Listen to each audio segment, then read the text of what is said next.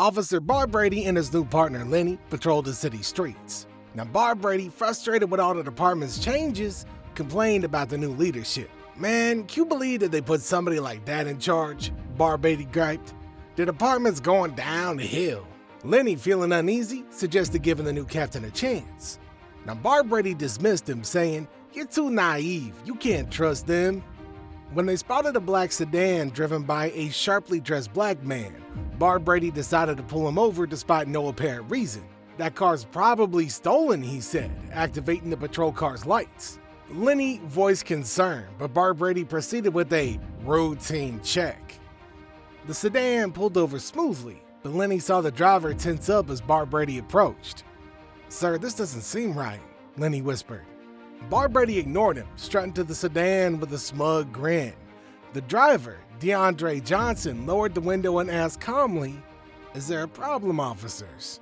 Barbrady leaned in close, demanding license and registration. As DeAndre handed over the documents, Barbrady read aloud, "DeAndre Johnson, what are you doing here?"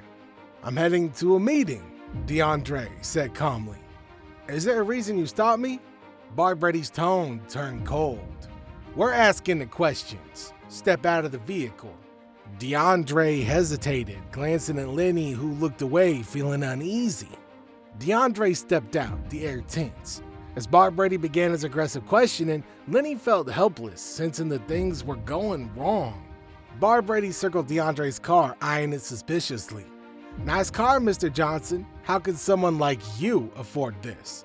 DeAndre took a deep breath and stayed calm. "I work hard for my money. I'm on my way to a meeting. Why am I being stopped?" Barbrady ignored him and rested his hand on his holster. "Mind if we look inside?" DeAndre stood firm. "I do mind. I haven't done anything wrong and do not consent to a search." Barbrady's face darkened. "Oh, so you're hiding something." He yanked open the car door and began searching. DeAndre moved to protest, but Lenny stepped in. "Sir, please stay back," he said, trembling slightly. As Barbrady searched, he slipped a small bag of white powder from his pocket and placed it under the driver's seat. Lenny saw this and felt his heart race. Barbrady then emerged with the bag. "What do we have here?" he gloated. DeAndre's eyes widened in shock. "That's not mine, you planted that." Barbrady grinned. "Looks like we've got a drug dealer. You're under arrest." As he reached for his handcuffs, DeAndre's composure broke. "This is ridiculous. That's not mine." Lenny, paralyzed by nausea, realized that he was witnessing the misuse of power. His father's words echoed. "A true officer protects and serves all people, son." Desperation in his eyes, DeAndre turned to Lenny. "Officer, you saw what happened. Please help me." Barbrady glared at Lenny. "Don't fall for it, rookie. This is how we clean up the streets." Lenny was torn between loyalty to his partner and doing what was right. As Barbrady moved to handcuff DeAndre, the tension was intense, and the crucial moment was approaching. Time seemed to slow as Lenny saw Barbrady reach for his handcuffs. Memories of his father's pride and his oath to protect and serve rushed back. "Stop!" Lenny's voice rang out, surprising even him. Barbrady froze, his hand near DeAndre's wrist. "What did you just say, rookie?" Lenny stepped in front of Barbrady. "I said stop. This isn't right." Barbrady glared at him. "I've been on this force longer than you've been alive. You don't get to tell me what's right." "Maybe not," Lenny said firmly, "but I saw you plant that evidence. This man is innocent." DeAndre, tense but hopeful, watched silently. Barbrady's tone turned threatening. "You're making a huge mistake. I can end your career right now." "Is that what you want?" Lenny asked, his voice steady. He briefly doubted his decision. Was he ready to lose this job? But seeing DeAndre's fear made his choice clear. If standing up for what's right means losing my job, then so be it. I won't be part of this. Barbrady's face reddened with anger. He jabbed a finger at Lenny. "You're finished. I'll make sure you never wear a badge again." Lenny stood firm. "Go ahead, but I'm not moving, and you're not arresting this man on false charges." The tension was thick. DeAndre tried to de-escalate the situation. "Officers, let's handle this calmly." Barbrady snapped at DeAndre. "Keep quiet." Lenny placed a hand on Barbrady's shoulder. That's enough. He's got rights and you're violating them. Barbrady shoved Lenny's hand away. You're making a big mistake, rookie. Don't think I won't report this. Lenny stood firm, recalling his father's words. Report it if you want. I'd rather lose my job than my integrity. The argument was escalating, but no one knew that it would trigger major changes. Lenny's stand against injustice was about to shake the police department and community. Drivers slowed down to watch the scene. Desperate to de-escalate, DeAndre spoke up. Officers, there's something you need to know. Barbrady sneered, save it for the judge. DeAndre calmly responded, I'm Captain DeAndre Johnson, the new head of your precinct. The words hit hard. Barbrady's face went pale, and Lenny looked stunned. That can't be true, Barbrady stammered, losing his confidence. DeAndre reached into his jacket, making both officers flinch, but only pulled out his badge and ID. I was headed to headquarters to meet with the commissioner when you stopped me. Lenny inspected the badge and handed it to Barbrady, who took it with trembling hands, realizing his mistake. I didn't know, Barbrady mumbled, his bravado gone with the wind. DeAndre's look grew stern. It shouldn't matter. Everyone deserves respect, no matter their role or skin color. Barbrady tried to explain. Captain, I can explain. We've had reports of drug trafficking in this area and... Save your excuses, DeAndre cut in. I saw you plant those drugs in my car. He then turned to Lenny. I'm sorry, I didn't catch your name. Lenny Thompson, sir. Well, Officer Thompson saw it too, didn't you, Lenny? Lenny nodded, determined. Yes, sir, I saw it. Barbrady glared at Lenny. You traitor, after all I've taught you, you're backing him up? I'm standing up for the truth, Lenny replied. DeAndre stepped between them. That's enough. Officer Barbrady, you're suspended immediately. Hand over your badge and gun. Barbrady's face reddened. You can't do this to me. I've served 20 years on this force. And in those 20 years, DeAndre asked quietly, how many innocent lives have you ruined?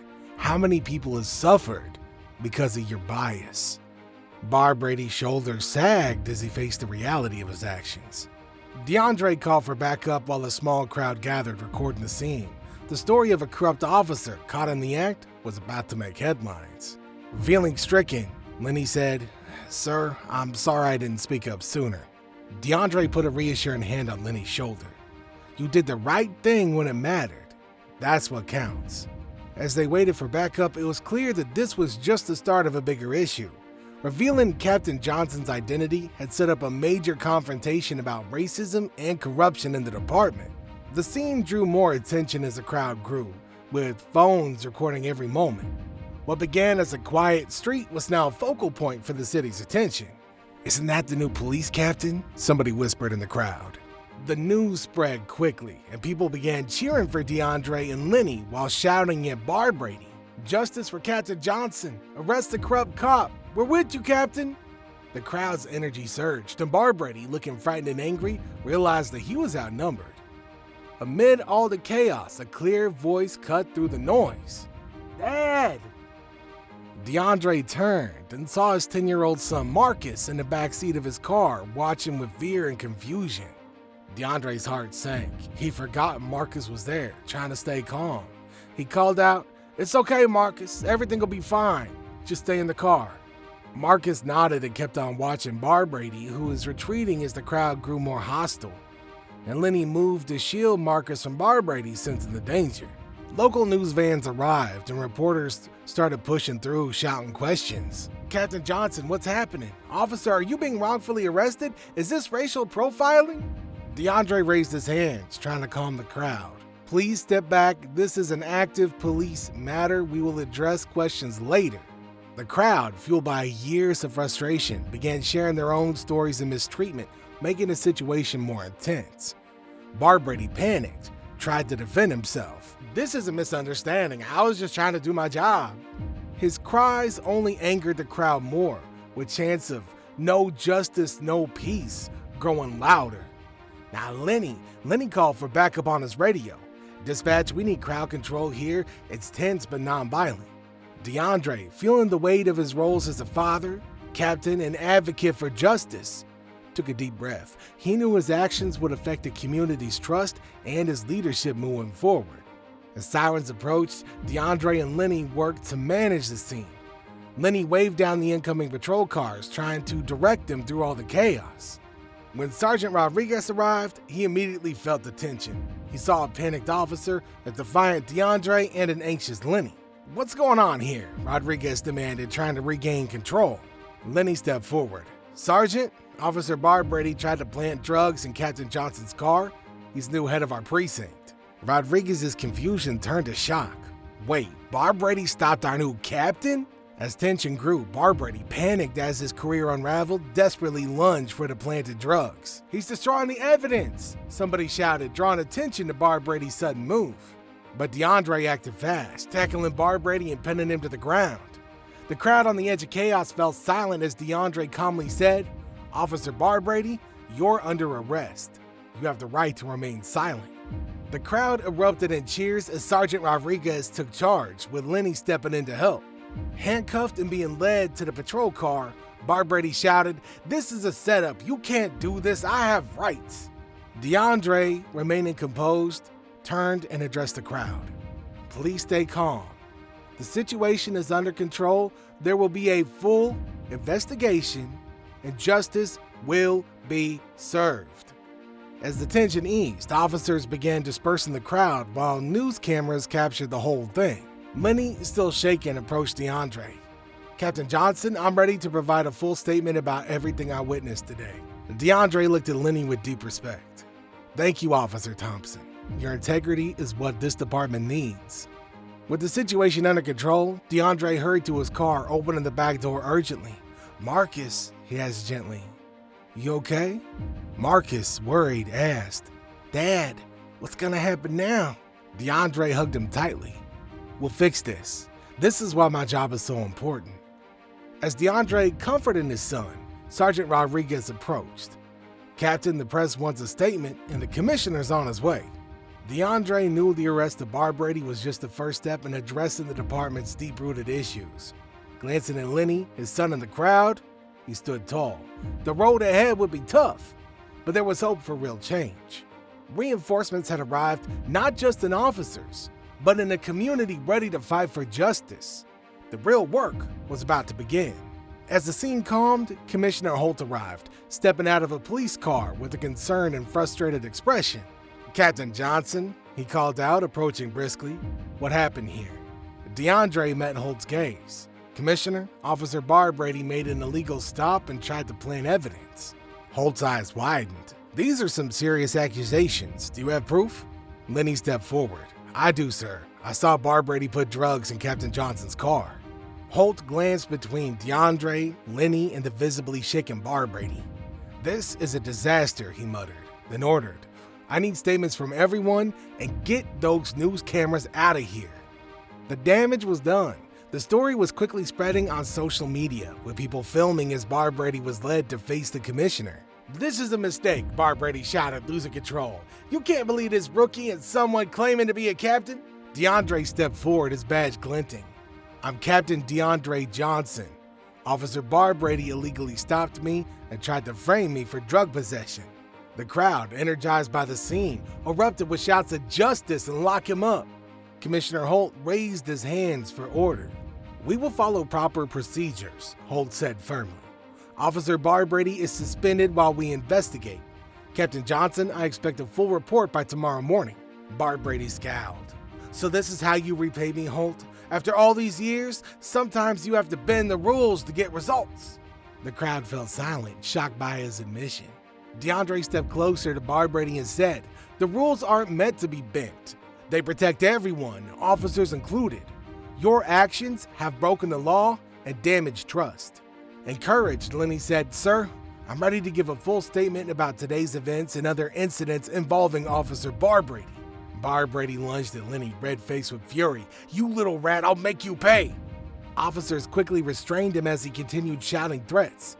Commissioner Holt, serious, ordered. Charge him with assaulting an officer and everything else. As Barbrady was led away, DeAndre addressed the crowd. "I know many of you have lost trust in the police. What happened today is unacceptable.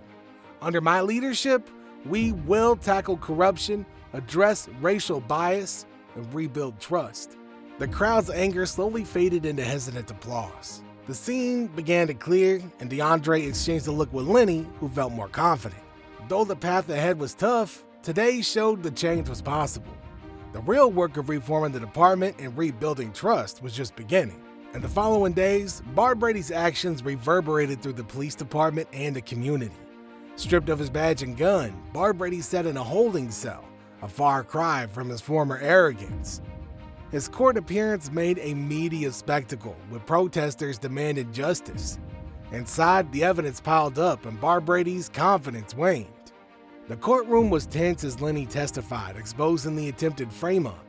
His bravery encouraged other officers to share their own stories of Barb Brady's misconduct, racial profiling, and abuse of power. Each revelation shocked both the department and the community. In closing arguments, the prosecutor told the judge, "This case shows a long pattern of behavior that has severely damaged the trust between law enforcement and the public." Barb Brady's defense tried to frame him as outdated and unable to meet modern standards, but the evidence, well, that was overwhelming. As the judge prepared to deliver the verdict, DeAndre sat calmly while Lenny fidgeted with the weight of his testimony. The judge spoke gravely. "Officer Barb Brady, your actions have violated the law and shattered community trust. Instead of protecting, you chose to intimidate and discriminate." The room held its breath as she announced, "You are found guilty on all counts. You are sentenced to 5 years in prison with no parole for 3 years, and you are permanently banned from law enforcement. In addition, we will now be doing a manual review of every case that you have ever brought to prosecution." A wave of gasps, cheers, and disbelief filled the courtroom as Barb Brady, now pale and subdued, was escorted out in handcuffs. Outside the courthouse, DeAndre addressed reporters and citizens saying, "Today, justice was served. But this is just the beginning. We have much work ahead to rebuild trust and prevent issues like Barb Brady's from recurring." He looked at Lenny, acknowledging his bravery. "Officers like Lenny Thompson represent the future of our department. We're committed to fostering a culture of honesty and responsibility." As the crowd dispersed, hope mixed with doubt. Barb Brady's fall was a crucial step, but deep-seated issues remained. DeAndre and Lenny shared a determined look, knowing the real challenge of overhauling the department was only beginning. As they headed back to the patrol car, DeAndre reassured Lenny, "You did well today, Thompson. I'm sure your father would be proud." Lenny smiled, feeling he was finally living up to the values that motivated him to become an officer. Barb Brady's downfall marked the end of a troubled era and the start of a new chapter. The path ahead would be tough. Both leaders like DeAndre and dedicated officers like Lenny, meaningful change seemed possible. In the weeks after Barb Brady's conviction, the department began to transform. Captain DeAndre Johnson introduced major reforms. At a meeting with all officers, DeAndre, with Lenny by his side, addressed the group with a mix of curiosity and nervousness prevalent in the room. "Officers," DeAndre began, his tone strong yet supportive, "we're at a turning point. The recent events are a chance to rebuild, improve, and truly serve our community." He outlined his plan: mandatory bias training, a civilian oversight committee, body cameras for all patrols, and a zero-tolerance policy for discrimination. Some officers looked uneasy, while others nodded in support. "Change can be challenging," DeAndre acknowledged, "but it's essential. We owe it to ourselves and to our community." After the meeting, Lenny received praise and advice from fellow officers. The community, cautiously hopeful, saw DeAndre actively engaging with residents through town hall meetings, events, and local games to repair and strengthen the police-public relationship. One evening, as Lenny finished his patrol, he saw Marcus, DeAndre's son, playing basketball in a park. Lenny stopped and asked, "Hey Marcus, can I join?" Marcus agreed, and soon more kids joined, turning it into a lively game with Lenny. DeAndre arrived to pick up Marcus and joined in, enjoying the moment with the community. As the sun set, DeAndre gathered everybody and said, "This is what community policing is about. Being part of the neighborhood, not just working in it." Months later, crime rates dropped and public perception of the police improved. Despite ongoing challenges, the positive changes were evident. A year after the pivotal events, DeAndre addressed the new police academy graduates, with Lenny, now a respected officer and mentor, proudly watching from the front row. DeAndre told the graduating class, "You're stepping into an important role. Your duty is more than enforcing laws. It's about building trust, strengthening compassion, and standing up for what's right." As the new officers accepted their badges, optimism filled the room. The department had emerged stronger from its period of introspection and transformation, now more transparent and connected to the community. DeAndre and Lenny shared a look, acknowledging that while progress had been made, the journey was ongoing. 2 years after Barb Brady's arrest, the department had made significant reforms under DeAndre's leadership. However, with Barb Brady's appeal hearing approaching, the past shadows still lingered. The appeal highlighted that while significant progress had been made, the work was far from finished. DeAndre and Lenny were determined to maintain and build upon the reforms, aiming to transform both the department and policing in their city. At the courthouse, media vans lined the street, and a mix of supporters and protesters filled the sidewalks. Inside, the atmosphere was tense. DeAndre and Lenny sat in the gallery, their presence marking the importance of the proceedings. Now, Barb Brady, looking worn after 2 years in prison, was escorted into the courtroom. His once confident demeanor had faded to anxiety. His lawyer argued for leniency, citing Barb Brady's years of service and claiming that he was a product of a broken system. The prosecution was firm. "Your Honor, Mr. Barb Brady's actions were not isolated incidents, but deliberate abuse of power that ruined lives and shattered public trust." DeAndre and Lenny exchanged a meaningful glance, understanding the broader significance of the case. It was about holding the system accountable and ensuring justice was both served and visible. The stakes were high for Barb Brady and for the future of the department and community that they had been working to rebuild. As the proceedings continued, the gravity of Barb Brady's misconduct became clear. The prosecution presented evidence and testimonies showing a pattern of behavior that had caused extensive harm, unjust arrests, ruined careers, and the community's deepened distrust in the institution meant to protect them. Victims took the stand one by one, their stories revealing a community that had learned to fear law enforcement rather than trust it. The room was heavy with the impact of Barb Brady's actions. Lenny testified again, recounting not only the day he was wrongfully targeted, but also other instances of Barb Brady's misconduct. His detailed and compelling account provided an insider's view of the corruption that had flourished under Barb Brady. When DeAndre testified, he spoke not only as a victim, but as a leader committed to reforming the department. As DeAndre spoke with authority, addressing the court as somebody committed to rebuilding a broken system, he acknowledged the failures that allowed Barb Brady's actions to continue and emphasized the department's transformation towards transparency and accountability. "Your Honor," DeAndre said, "Mr. Barb Brady's harm extends beyond individual cases. He created a culture of mistrust we are still trying to repair. Our community deserves justice for years of systemic abuse." The hearing highlighted the need for accountability, not just for Barb Brady, but for the entire system. When the judge announced the decision, she added 2 years to Barb Brady's sentence, totaling 7 years with no parole for 5 and a permanent ban from law enforcement.